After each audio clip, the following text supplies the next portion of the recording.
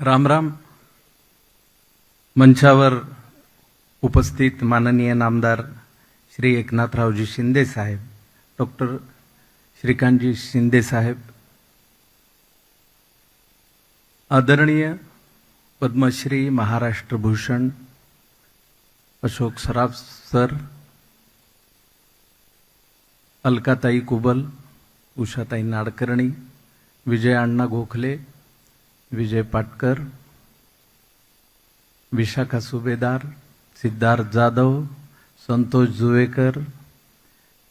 खरं तर आज पहिल्यांदा खरोखरीच शिंदे साहेब म्हणले तसंच झालं की एवढे कलाकार एखाद्या लोकार्पण सोहळ्याला एकत्रित येणं हे पहिल्यांदाच घडलं असेल. आणि खरोखरीच आमचे ज्येष्ठ संगीतकार अशोकजी पत्की, नाटककार अशोकजी समेळ, नावं संपतच नाही आमच्या क्षेत्रातली. एरवी तुमच्या क्षेत्रातली नावं संपत नाहीत आणि तुम्हाला ती आवर्जून घ्यावी लागतात, पण आज आम्हालाही तसंच आवर्जून बघून बघून घ्यावी लागणार आहेत. कारण मला आज एक आनंद असा आहे की बरोबर 31 वर्षापूर्वी मी व्यावसायिक रंगमंचावर जेव्हा पदार्पण केलं होतं तेव्हा पहिलं नाटक अशोक मामांबरोबर केलं होतं आणि त्यांचं मार्गदर्शन आज 3 दशकं झाली अनुभवतोय. हा एक माझा भाग्याचा योग आहे. खरं तर एखाद्या गावामध्ये नाट्यमंदिर उभं राहणं म्हणजे काय, तर त्या गावाची, तिथल्या जनतेची एक सांस्कृतिक भूक असते आणि ती भूक राज्यकर्त्यांनी जाणणं ही फार महत्वाची गोष्ट असते. आणि मी अंबरनाथला याच्या अगोदर श्रीकांतदादांच्या जे काही फेस्टिवल त्यांनी आयोजित केले होते त्या निमित्ताने इथे आलो होतो. पण मला आज हा रंगमंच पाहिल्यानंतर बाहेरून येतानाच खूप भारावल्यासारखं झालं. कारण एक तर बाहेर ज्या पद्धतीचे फोटोग्राफ्स लावलेले आहेत आणि येताना आमची सगळी ज्येष्ठ रंगकर्मी मंडळी आणि आम्हाला गदगद करणारं वातावरण, त्यामुळे खरोखरीच सिद्धार्थ म्हणाला तसं ते भारावून जाणं. आणि त्यानंतर इथे आल्यानंतर नांदीचे सूर ऐकल्यानंतर कुठल्याही कलाकारांना जी अंगात ऊर्जा संचारते ती फार महत्वाची. आणि मला वाटतं भरत पटकन आत गेला त्याचं कारण ते, आता तो आतून म्हणत असेल लवकर उरका मी तयार झालेलो आहे, असंही आतून हे असेल. पण मला असं वाटतं की या नाट्यगृहाला आज धर्मवीर आनंद दिघे साहेबांचं नाव दिल्यानंतर सुद्धा श्रीकांतजींनी जी गोष्ट केली आहे ती फार स्पृहणीय आहे की बाळ कोल्हटकरांचं नाव आणि अण्णाभाऊंचा पुतळा हा दुग्ध शर्करा योग ते साधतायत.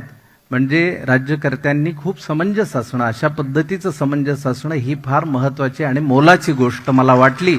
त्याबद्दल मी त्यांचं मनापासून अभिनंदन करतो. दुसरं, वाचनालय असणं किंवा नाट्यगृह असणं, यातून आपलं जे भाषिक एकत्रीकरण होत असतं ते खूप महत्वाचं असतं. आणि मला असं वाटतं की आपण ज्या भाषेत जन्मलोय ती खरं तर इतकी श्रेष्ठ आहे. म्हणजे मराठी भाषेविषयी आपल्याला सगळ्यांनाच मनापासून प्रेम असणं गरजेचं आहे. अलीकडच्या काळात इंग्रजाळलेलं सगळं पाहिल्यानंतर आपल्याला वाटतं अरे ती तोकडी भाषा आहे, आपली किती चांगली भाषा आहे.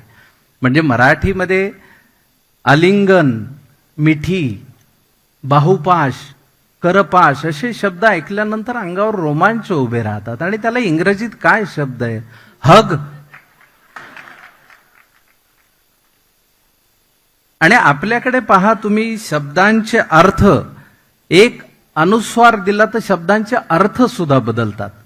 म्हणजे रग, त्याच्या अंगात खूप रग आहे, पण र वर अनुस्वार दिला तर तो रंग होतो. मजूर हा शब्द आहे, मजूर, त्याच्यावर अनुस्वार दिला तर तो मंजूर असा होतो. भाडं, घराचं भाडं, त्याच्यावर अनुस्वार दिला तर ते भांड होतं.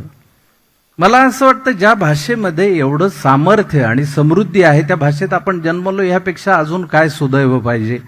आणि ती जपण्यासाठी अशा पद्धतीचा रंगमंच उभा करणं ही खरोखरीच मला सगळ्यात महत्वाचं म्हणजे ही रचना खूप आवडली.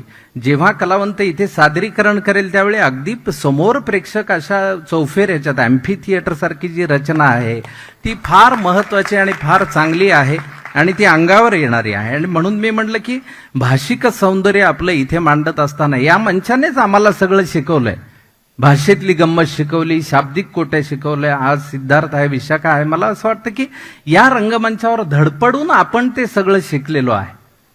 म्हणजे हरणाच्या वस्त्रावरून जे झालं ते रामायण आणि वस्त्राच्या हरणावरनं जे झालं ते महाभारत. ही कोटी आपल्याला या मंचाने शिकवलेली आहे. हा रंगमंच आपल्याला विनोदाच्या विविध गोष्टी शिकवतो, विविध विनोद शिकवतो, विविध पद्धतीनं शिकवतो. म्हणजे शाब्दिक कोट्या कितीतरी आम्हाला या मंचावर सापडल्या. एकमेकांशी बोलता बोलता आम्हाला ते सुचतं.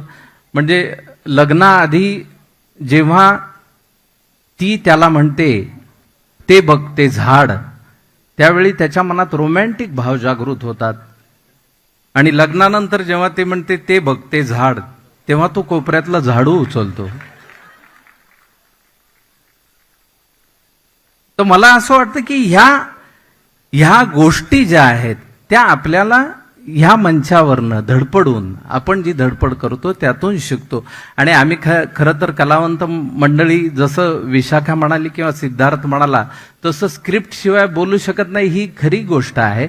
पण उत्स्फूर्तपणे आपण काहीतरी बोलावं, उत्स्फूर्तपणे सादर करावं. कारण इतक्या सुंदर मंचावर आपल्याला संधी मिळाल्यानंतर आपण चार चांगल्या गोष्टी बोलाव्यात, हा योगायोग खचितच आपल्याला आनंद देणारा असतो. आणि मला वाटतं आज एवढ्या मोठ्या मान्यवर मंडळींसमोर खरं तर बोलण्यासारखं खूप होतं, पण आगाऊपणा आणि उद्धटपणा यात एक छोटीशी लाईन असते, ती मला पाळली पाहिजे. कारण आगाऊ विद्यार्थी असं म्हणलं तरी आपल्याला चालेल, पण उद्धट म्हणू नये ही एक. कारण आगाऊ विद्यार्थी कसा असतो, म्हणजे एका बंड्या झाडावर चढलेला असतो, तो काका अरे बंड्या झाडावर काय चढलं त्या पेरूच्या? काही नाही काका, माझी विट्टी अडकली ते काढतो. अरे मी 6 महिने विट्टी बघायला लागलो त्या झाडावर, तवाच का नाही काढली? नाही तवा पेरू कच्चे होते ना. हा आगाऊ विद्यार्थी असतो ना. उद्धट विद्यार्थी म्हणजे शाळेत आल्यानंतर मास्तर का रे काल का नाही आलास? तर बंड्या म्हणतो काल आलेले काय कलेक्टर झाले काय सगळे? आज का उशीर झाला? माझ्या भरोशावर बसत जाऊ नका, तुम्ही शिकवायला सुरुवात करा. उद्या उशीर आला तर कोंबडा करीन, नाही काळ्या मसाल्यात कारण झणझणीत करायचं. तर उद्धटपणा आणि आगाऊपणा ह्यातली सीमारेषा सांभाळून आज इतक्या मान्यवरांबरोबर मला इथे येण्याचा योग आला आणि आयोजकांनी आमंत्रित केलं, त्याबद्दल मी त्यांचे मनापासून आभार मानतो. ज्या कार्यक्रमासाठी ढवळे साहेब असतील, माझी नाट्य सहाध्यायी अरुंधती भालेराव असेल, या सर्वांनी मला आमंत्रित केलं, त्याबद्दल त्यांचे मनापासून आभार मानतो. आणि पुनश्च एकदा माननीय उपमुख्यमंत्री साहेब ज्यांनी भरभरून या अंबरनाथ नगरीवर प्रेम केलेलं आहे. आणि फक्त अंबरनाथ नगरीवर नाही, माझ्या अनुभवामध्ये आम्ही ठाणेकर, तर आम्हाला माहिती आहे की ठाण्यामध्ये कलावंताला कुठलीही गरज लागली तर आम्ही शिंदे साहेबांना हक्काने सांगतो, त्या अधिकाराने ती गोष्ट पूर्ण करतात. याचा अनुभव मी स्वतः घेतलेला आहे.